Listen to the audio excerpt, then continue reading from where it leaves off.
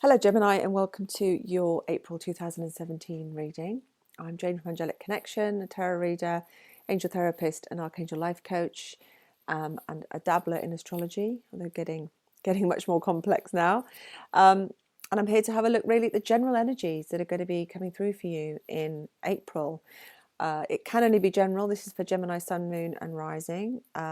If it doesn't resonate, have a look at your Moon and your Rising sign if you're a Gemini Sun. Easy to find out what those are with all sorts of free software. Just Google it. And if you want me to take a look at your personal circumstances or issue, I have different levels of reading, email address, and all details are in the show more section below. So let's get on and have a look. What I've done is slightly different this month because I've drawn 4 cards, one for each week of the month, and an overall sort of energy and an advice card, and also looking at the bottom of the deck. Now, the bottom of the deck you have the Emperor, so this is a powerful month.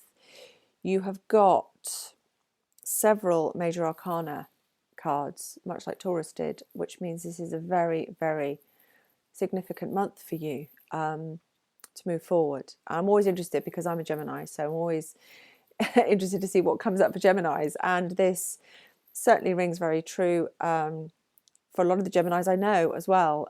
There's a lot of changes happening for everybody, and with the retrogrades going on, several planets going retrograde, coming into a Venus, we're in a Venus retrograde, we've got a Mercury retrograde coming up, we're in the Mercury retrograde shadow already, so there's a lot of going over old ground, there's a lot of things needing to culminate, fresh starts, really an end to the last few years with all the eclipses and all the different things that were happening. A lot of us have been shifted.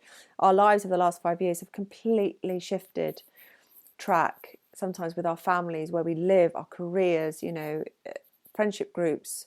So all different sort of things have come in and shifted us onto a different track. And we're now, over the last few months, been shedding those things that no longer serve us, whether it's relationships, jobs, attitudes, where, you know, areas people have wanted to move, all sorts of quite big things. And it depends on your personal chart, but as a general rule, certain sun signs are also having specific things happening to them at the moment. So there's a lot of patterns for people, and I don't know a single person that isn't going through the end of major change at the moment. And sometimes those major changes can go out with a bang or a whimper, depending on, again, your individual circumstances and your individual chart. So, Geminis, as we come in to April, we have the Emperor. So there's a need to really take charge of your life, if you haven't already.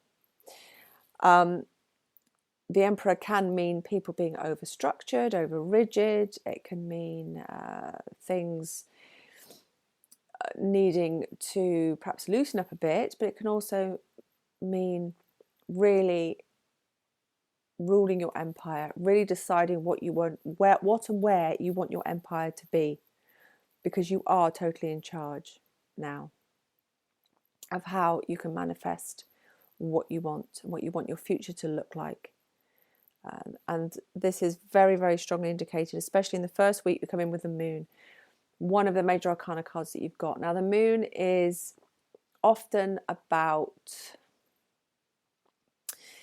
illusion. It's about not being able to see clearly, foggy emotions, confusion. It can be about that. And this is a confusing time because there are, especially when it comes to emotions, those of us who are air signs,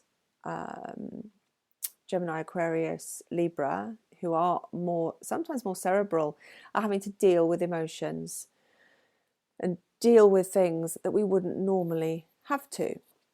We're having to deal with things in a different way, not just about our what we think about things and what do we feel about things. So as we come into April, there's going to be some situations and we have to really work out how we feel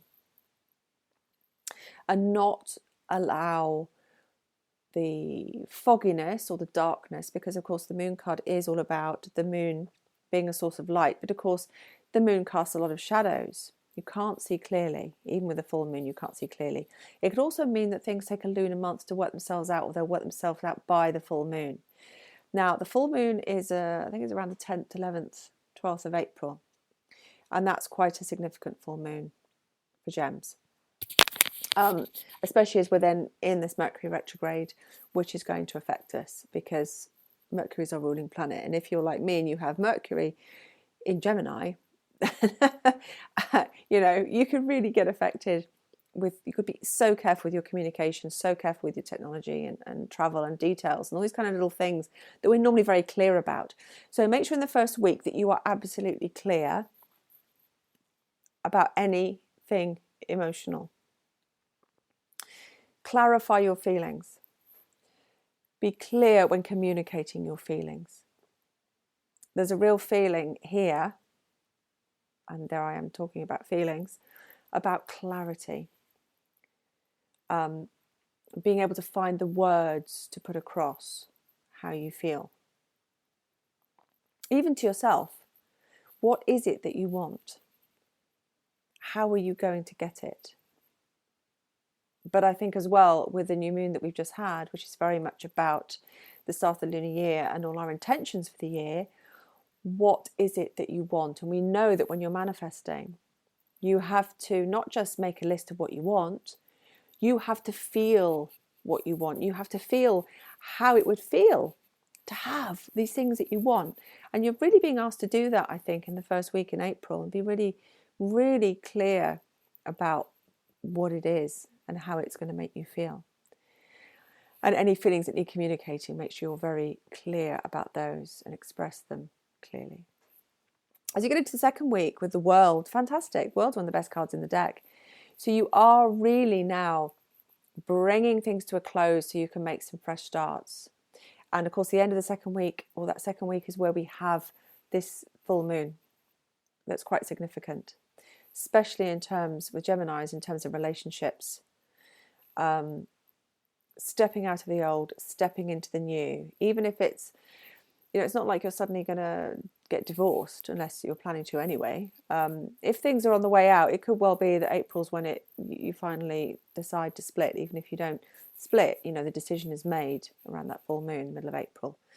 But it could be that old relationships, even business partnerships or relationships with your children, whatever it is, can begin again on a new footing because of the feelings that you've communicated in that first week and been really clear.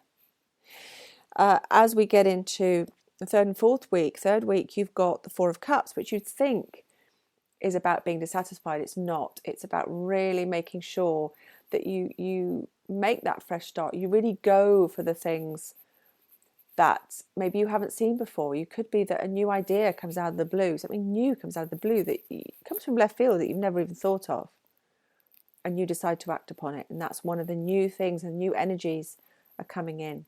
Because as you let go of old things, you'll even, could be years and years of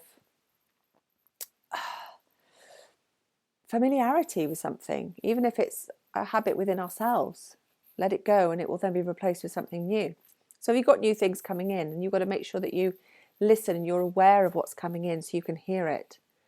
Hear the messages, see what's in front of you, because that is where your future success is going to lie. It's almost like middle of April, you start a new life. It really feels like something's going to come in and it's going to completely shift you forward or shift you into something different track. Because you've got, I clarified that one with the Sun because I wanted to see what else was there. The Sun is the best card in the deck. This is joy and happiness and inspiration and success. So make sure that you're looking at the right cup.